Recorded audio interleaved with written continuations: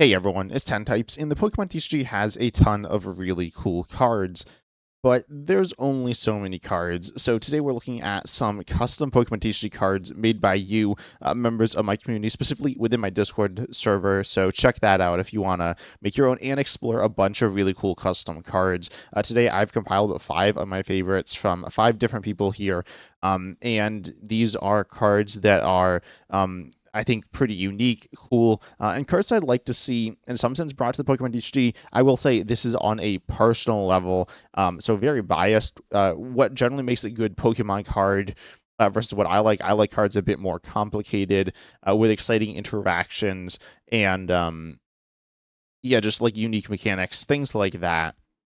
Ultimately, I think these cards offer pretty unique things. Also, in terms of power level, if we look at Mega Evolution, oh no, let's not look at Mega Evolution. Let's look at um, Black Bolt. There we go. So this is Black Bolt. Wait, is it? Yeah, I think so. And so there's a bunch of cards in it. If we look at the competitive cards in it, most of the cards aren't competitive. So a lot of the cards are kind of bad. Even these cards like Tynamo's not good. Timber, Girder, like these cards aren't good. Um, the other cards are certainly fine. But I imagine like so no one would say Haxorus is like amazing.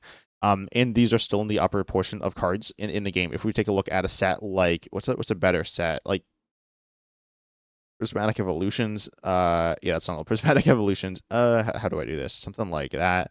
Yeah, there we go. Prismatic Evolutions. There's a bunch of cards here. There's 146 unique cards. And a lot of these cards aren't. A bunch of these cards are, but again, even a lot of these are random previous evolutions that aren't particularly impressive. And this is a set designed to have a lot of really good cards in it, as they are reprints here. So ultimately, long story short, what I'm saying is the power level for cards I'm looking for is generally going to be a little higher than what the average card is. A lot of times I make videos like these because I made a bunch of these in the past. I kind of paused for a little while, but ultimately, and I really I like to make these videos. Generally, people don't like to watch them as much. So if you do enjoy them, make sure you like, subscribe, comment, share. Specifically, sharing. Commenting and liking for these videos really helps get them out, so I can continue making them for a lot of people. But ultimately, custom cards are really interesting, and I'd say I'm looking at them through a slightly different lens than an actual card. Again, more complicated, a little more powerful, and let's just dive in, right? The first card here, this one is from Flint. This one is the only special energy. I think the rest are all Pokemon. But yeah, this card here is Glass Energy. It is obviously special energy here. It provides an energy of every type. But only one at a time. This is obviously good. If we look at standard, we see is that going to get me special energies? Yep. Okay. And standard here, we see there's a bunch of energies there's a few energies of every type. Legacy energy is an energy of every type, but it is an ace spec. That's a downside. Luminous is of every type, but it can be the only special energy attached, a downside. And Prism energy, an energy of any type, but only on basics. Reversal and new upper can also provide energy of every type, though they need to be on they need pretty specific conditions to be met there. But Glass does not have any of those restrictions, but it says the Pokemon this card's attached to gets minus 20 HP, and if it has no rule boxes, if it has no rule boxes, and minus 40 HP if it has a rule box. There might be some like slightly incorrect terminology. I'm not 100% sure. I don't think we've seen too many cards really refer to rule boxes in this way. So ultimately, though, this card is pretty interesting here because it's fragile, right? I think there's another card called Fragile Energy, custom card called Fragile Energy. Might have also been made by Flint. I'm not sure. But ultimately, I really like this card because it's pretty simple. It has a downside. This downside's like a real downside. Admittedly, the other energies of that type, you got Prism Energy, which has a legitimate downside, and Luminous, but then or I guess restriction. They're not actually a downside once they're on the Pokemon. But then there's Rainbow Energy, and this puts a damage counter on you when you attach it. And then there's also Aurora, which discards a card from your hand. I'd say Aurora is generally a downside, though not a huge downside there. It can be an upside, though, for synergy with, you see it in Lugia Archeops here. Lugia wants Archeops in the discard. Rainbow Energy puts a damage counter on one of your Pokemon. Rainbow Energy was commonly paired with Spiritomb. It has some value as an energy of every type, but more so it has value as Maybe it's more value as an energy of every type, but ultimately allows you to damage your own Pokemon, which is super powerful here. And yeah, this stack is pretty fun. I like Glass Energy though. I think feels more fair. Rainbow Energy, Aurora Energy, super powerful cards. But Glass Energy here, I don't know. It's pretty simple, but I do like it a lot. And also it's worse on rule box Pokemon, which I think is better. Obviously, Spiritomb here, not a rule box Pokemon. One of the rare not rule box Pokemon, but obviously taking 10 damage on a single prizer is a bigger chunkier HP than on a multi prizer. Aurora Energy was definitely mostly played with Oh, it's not back. Aurora Energy here was mostly played with rule box Pokemon, kind of. This deck. Wait, no, not this deck. This deck here. Where's a standard deck? Standard. We see. Oh, we do see a bunch of multi prizes. We see like single prizes as well. So I think Glass Energy though, I do like it. It can work on multi prizes. Multi prizes are cool, but it just feels more balanced out here. Again, a pretty simple card. I want to talk about it because I like to talk about these cards, but there's not too much to say, but in a good way. Next card here is Rotom EX here. I will say this card is the readability is a little sketchy. I really like the design of it with the Rotom in front here. I think it gives it really cool personality. But some of this text is very difficult to read. So I'd probably make it. Oh, I'm gonna look at a full art here. I mean, just looking at like Lugia V here, you can see that there's like bolded. This is made in PokeCardMaker.net. If you are wondering how to make them, just go to that website. It's like super easy. It's not like sponsored or anything here, but I'd highly recommend it because it is very easy to make, and I've made some, and I'm gonna make some more. Regardless, I do like it, but I don't think there's a way to bold the text in PokeCardMaker.net. Regardless, this is really cool. Like I like the art and stuff like that, but. Anyways, we have this ability here in all shapes, and this card is made here by Pyar as well. It is a basic colorless Terra EX. Terra, it's also no, it's not stellar, but it does have an attack cost of types on a colorless Pokemon. And I will say there's like a bunch of colorless EXs, surprisingly, here. But this card here says once per turn, if this Pokemon is in the active spot, you may put any number of item cards with Rotom in their different names from your discard pile on the bottom of your deck. If you do draw the same number of cards, the wording's a little clunky here with the different names. I think, and I believe Pyre made a comment about this, or not a comment, but like a note saying that like the wording was clunky, but I think the idea is pretty simple here. You get these items that are differently named. I think it should be differently named cards with Rotom in their name, and they're still kind of clunky there. But anyways, you recover them and then you draw. It's actually very strong here. The cards with Rotom in their name. Is this going to give me items? Yeah. So Rotom, this is not made for standard. This is these cards also. As I said, I haven't done this a video like this in a while. These are kind of old, but I don't know if they're. This is maybe meant for expanded here. So these are all expanded cards here, and there's 5. Rotom Bike is kind of cool, but it does end your turn. Rotom Dex is a prize card thing, Rotom Dex, Pokefinder mode, and Rotom Phone. Rearrange the top cards of your deck, and Drone Rotom lets you look at the top card of your opponent's deck in their hand. So they're like a little niche here, but they are fun. This might have been made to pair with other cards, but I definitely like this one. And then you have this attack as well, which these do synergize for Lightning Psychic Colorless. You do in all sizes 350, which is obviously a lot. You take take 5 Pokemon from your discard pile that have Rotom in their name but are not Rotom, as in like let's see, Rotom. What are they? They are Mo Rotom, Heat Rotom, Wash Rotom, Fan Rotom, and Frost Rotom, I think. It could also be. Oh, and don't ever rule box. Yeah, so I believe it's those 5.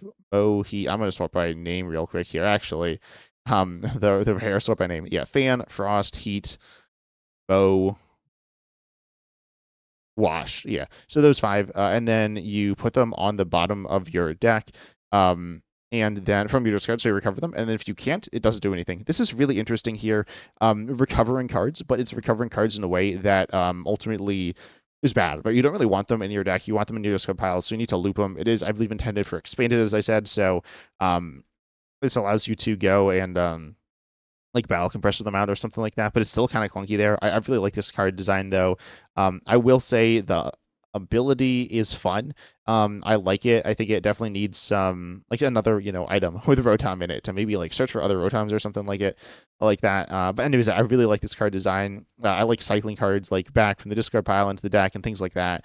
And recovery is very strong. Recovery on item, recovery of items is like something you just don't really see because it's quite good.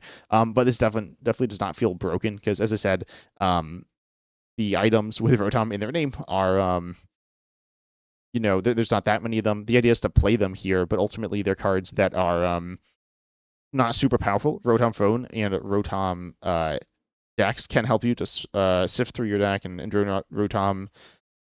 And Rotom decks can be played. Rotom Bike like can't be played because it ends your turn. So you can play these though, and then you can recover them, and you can draw a bunch of cards. Um, Oh, I think this should have the restriction of only allowing you to use one in all shapes ability per turn. Because you can really cycle this a bunch. I don't know if it would be broken if you can use multiple though. Ultimately though, I really like this card design. It's definitely the one that stood out to me the most. I do like all of these, but I think this Rotom EX is really fun from the art to the like all the different design decisions here. Then wait, there's how many Rotoms in the back? Oh, Rotom Dex. Yeah, that's not like a regular Rotom card though. Then we have the next card here, Smeargle EX. This one is by Maxim. Maxim Smeargle EX here is another colorless EX. As I said, there's a few of these here with 210 HP here. And if it's on the, wait, how much HP? Okay, your Rotom EX is 230. I'd lower it. Not that it matters too much, but this feels a little high. Also, it has Free Retreat, which is quite good. The Smeargle EX here, 1 Retreat, Fighting Weakness. And it has it is a Stellar, so it has, or it's a Terra, so it has the Bench Immunity, and then it is a Stellar, so its attack is Grass, Fire, Water. But Starving Artist is your ability. Once per turn, you may attach a basic energy from your hand to one of your opponent's Pokemon. If that's discarded, send it to your discard. And then if you attach an energy in this way, draw 2. Then Sketching Blast, again for Grass, Fire, Water. You choose an attack from a Pokemon in play and use it as this attack. If you don't have the necessary energy attached to use that attack, this does 60 less damage, which is pretty interesting here. And this is okay. One thing that I think is a little weird here is wait, no, so you need the energy attached. Um, there's some like, so the ability is really interesting. I will say this like would not work in the regular TCG or even in like simulators because um or I don't know, not like TCG Sim, which is like the best simulator from what I've seen, and similar simulators have the same idea. Outside of like something like I think Untap might work for this, not sure. Certainly Tabletop Simulator would, but Tabletop Simulator is like super clunky. But regardless, you can't really attach cards to your opponent's Pokemon. But this is really interesting. Like theoretically, with a custom card, you can. I really like this creativity.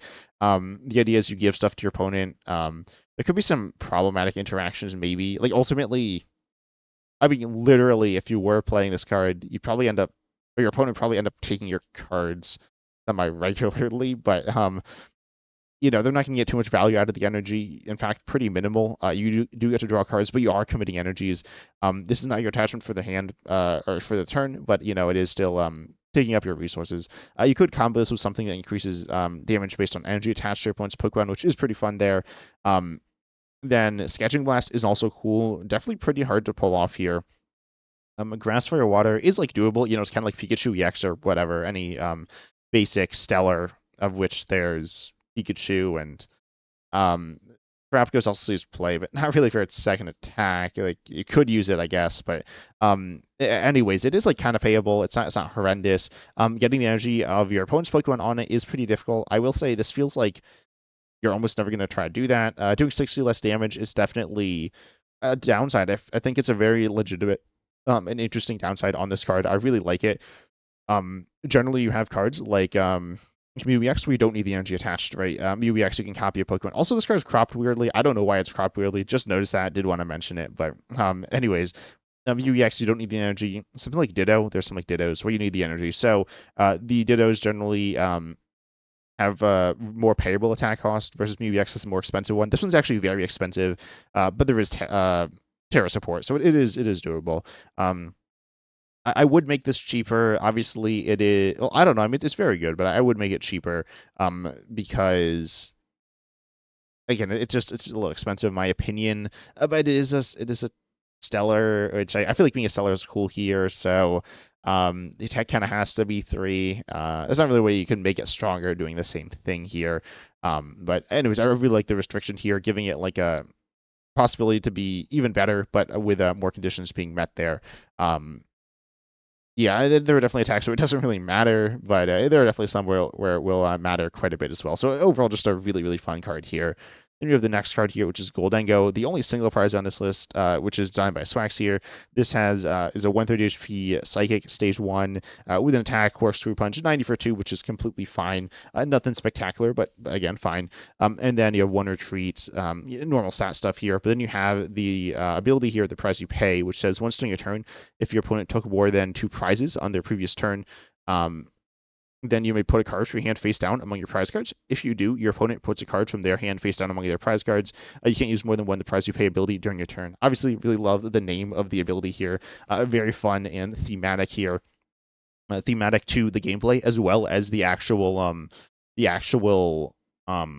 Pokemon and the like. It's just really cool, right? I really like this ability. Obviously, it could be kind of annoying, right? But ultimately, it's like slowing your opponent down, but it's not stopping them, right? They are going to lose a card from the hand. That's not too bad. They are going to know what it is as well. So it like has really cool interactions with the prize cards, but your opponent is still like making progress here, and it's not like it's unfair. I mean, it's literally the same for both players. I just really love this ability. Obviously, I'd probably play to the Goldengo EX. It'd be pretty good there, I imagine. I don't know. It'd be pretty interesting to think about here. I don't actually know if it would be super good because again, you're having to take an extra prize as well. You could complain. The only issue, which I don't think is an issue, the reason I'm saying like talking about issues is because I actually love this card so much, and I wanna talk about pros and cons of every card here. But is it like extends games, which you don't always want to extend games. It could get annoying. I personally think the games are a fine length, like assuming you don't brick, maybe even a little short.